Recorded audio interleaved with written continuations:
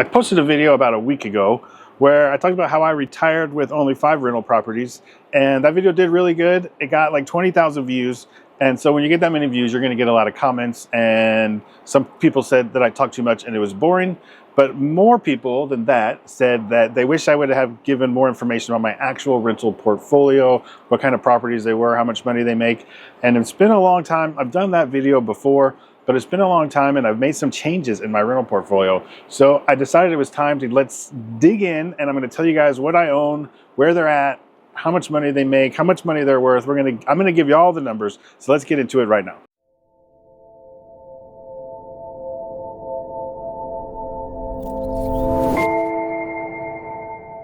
Just in case you're new here, this is the Retirement Mentality Channel. It's a place where I want to change your mentality about retirement. I try to do that by talking about retiring early, investing in real estate, and just sort of the mindset around it. I'm not selling courses. I'm not selling digital products. I'm just here to try to help you guys and have a conversation and get your mind right, because it's a big part of retiring early and filling your days. So let's start with my first property that I bought, my first rental property that I bought in Florida, at least. Remember, I did go broke in 2008 playing this game, and I had to start over from scratch. So the first rental property that we bought was a duplex, and this is in Panama City Beach, Florida. And I don't know the exact year we bought it, but it was about probably 10 years ago. And we paid $125,000 for that duplex 10 years ago.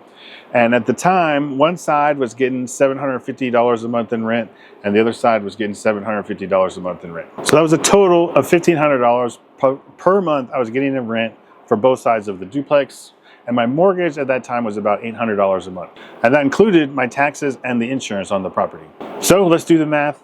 $1,500 a month is $18,000 a month for the rent, and $800 a month for the mortgage is $9,600 a month for the mortgage. Subtract the rent from the mortgage, $8,400 a month, a year in profit. I'll put that here. But that was many moons ago. So what is it doing today, 10 years later?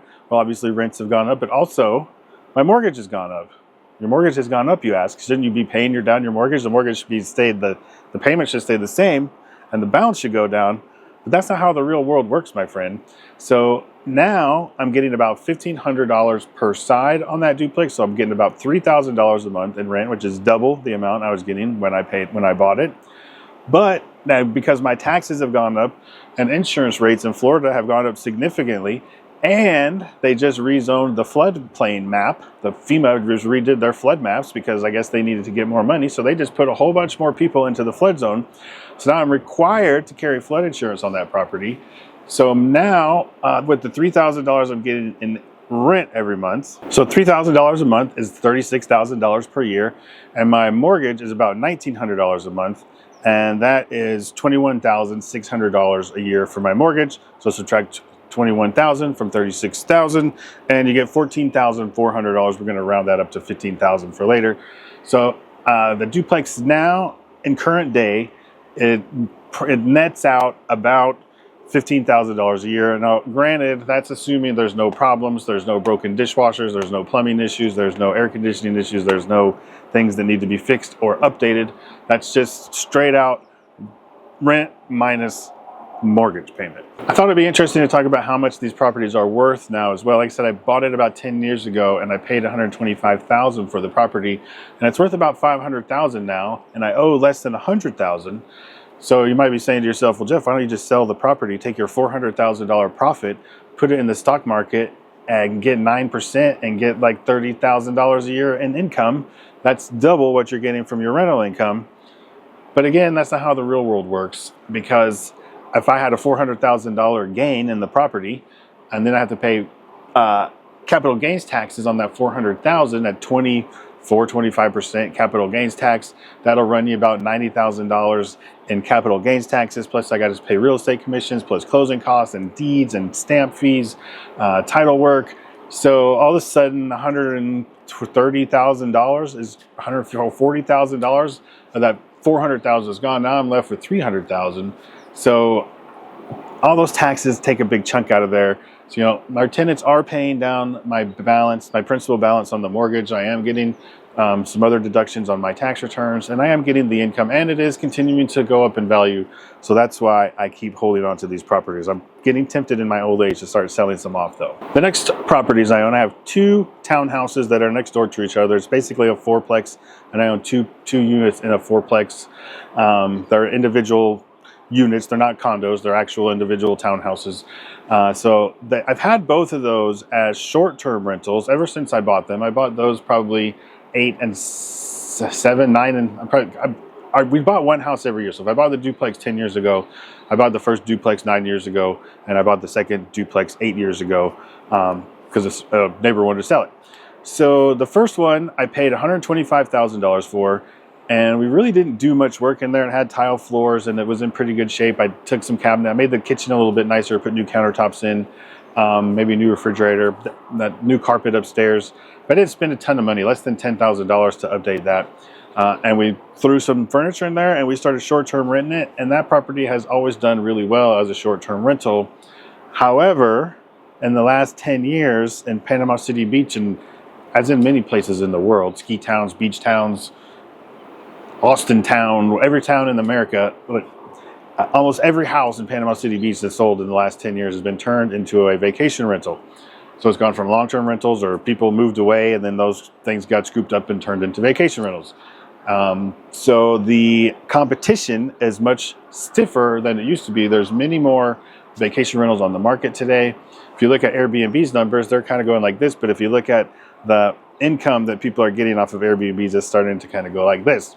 So over the last couple of years, like during COVID, they did great, but the last 2 or 3 years, the income has been coming down on that property, and it was looking a little bit dated. I was going to need to put a bunch of money into it to make it updated enough to compete with all these new Airbnbs that look great.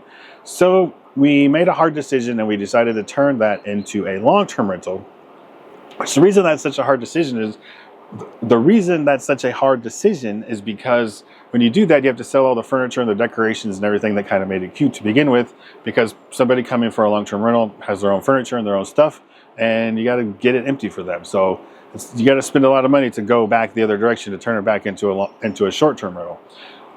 So anyway, that house, we're getting $1,800 a month for rent right now. And I do have a mortgage on that property. The mortgage is about $1,100 a month on that property. I only owe like 60 grand or so, something like that on that property. So the gross rent is $21,600 and the mortgage is $13,200. So that is a net profit of $8,400. Again, that's a net profit assuming that nothing needs to be fixed or no maintenance issues. I do manage all the properties myself, me and my wife. So we don't have any management fees that we have to pay for on these houses in Florida. Well, it's a different story when we get outside of Florida, but we don't have management fees on these either. We're doing all that ourselves. Even while we're here in Spain for the summer, we're still managing all our properties ourselves. That was another reason to turn this one into a long-term rental, because it takes less work and less effort as a long-term rental than a short-term rental, dealing with guests checking in and checking out when we're somewhere far away like this. And this house is worth, I'd say, probably around $350,000 right now. Like I say, I paid $125,000 for it. Same deal if I sold it with the capital gains taxes and everything else. Wouldn't be a lot of meat left on the bone. So we're keeping this one as well. And I think these 2 townhouses have an opportunity to appreciate a lot. They're in a really good spot. So the one right next door, let's go to that one now. That one is still a short-term rental. When we bought it, it was in worse shape. We only paid $75,000 for it when we bought it 8 years ago. And we gutted it. We replaced everything, the doors, the trim, the floors, all the appliances, the air conditioning system, the hot water heater, everything. Gutted that thing top to bottom. Probably put another $100,000, I'd say, into that property when we bought it. Furnished it, made it really cute. And this one does not have a mortgage on it. We paid cash for it when we bought it, and we paid cash for the remodel on that one. So we don't have a mortgage on that property, and it grosses, it nets out after we pay. With the short-term rentals, you have a lot more expenses you don't have with the long-term rentals. We have to pay the power bill, the water bill, the Wi-Fi bill, the trash bill. There's lots of other expenses with buying new linens and shampoos and detergent and tinfoil and kitchen sponges and all those little things you have to buy. So at the end of the day, after all the expenses for that one, it nets out around $15,000. Some years are better, some years are worse. That thing used to net $30,000, but that's kind of how the market's doing now. So nowadays it's netting out around 15 grand. And that one's probably worth about the same as one, a little bit more than the one next door because it is a little bit updated, but we'll just call it $350,000 as well. The next house that we bought 7 years ago is a little bit bigger house. It's a 4-bedroom house. It has a swimming pool. It's a little bit farther back from the beach. Those two townhouses are just 1 block off of the beach. This one's about 5 blocks off of the beach. And it's always been a short-term rental. We did a really cool like Tiki theme in it. It rents really well. So we've got a golf cart that we rent with that house that people pay extra for, brings in a little extra income, but makes it a little bit, people don't complain that it's 5 blocks off of the beach, makes it rent a little bit better with the golf cart. So this house has more expenses. Also, we do have a mortgage on this house, and we have pool expenses. We have to pay a pool guy to clean the pool. We have a guy that goes and sprays the weeds in the yard, and some lawn maintenance costs on this house as well.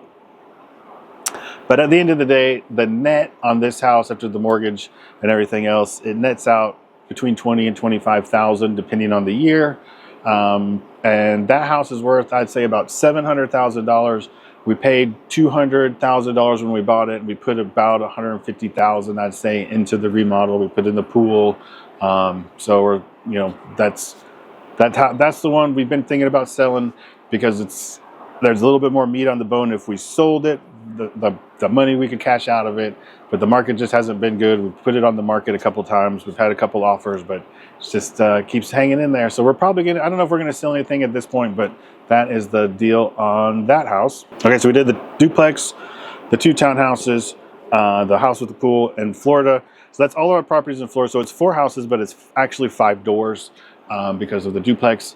And then the last house that we bought that's a rental is the house in Puerto Rico that a lot of y'all know about because you follow the Puerto Rico content probably. And we do have a management company that handles the Puerto Rico house. And again, the Puerto Rico house has a lot of expenses. The management company, the pool guy, the yard guy. We have a handyman that's always over there fixing stuff. It's really close to the beach and the sun just bakes stuff in Puerto Rico. And there's just always more maintenance issues there and a lot more expenses on our house there. But at the end of the day, that house still does pretty good, and it nets out around between $20,000 and $25,000 as well. We paid, I did a whole video on this. We paid, I think, $135,000 for that house, and we paid $50,000 for the pool, and we paid like $75,000 for the remodel and all the furnishings and everything for that house. And I'd say that house today is probably worth close to $400,000. If somebody offered me $400,000, I'd sell it. If you want it, leave me a comment down below. So that's our 5 different properties and how much income they make. So if we add it all up, we got the duplex at $15,000, the one townhouse at $8,000, the other townhouse at $15,000, the Tiki house at $25,000, and the Puerto Rico house at $20,000, and that gives you a grand total of about $83,000.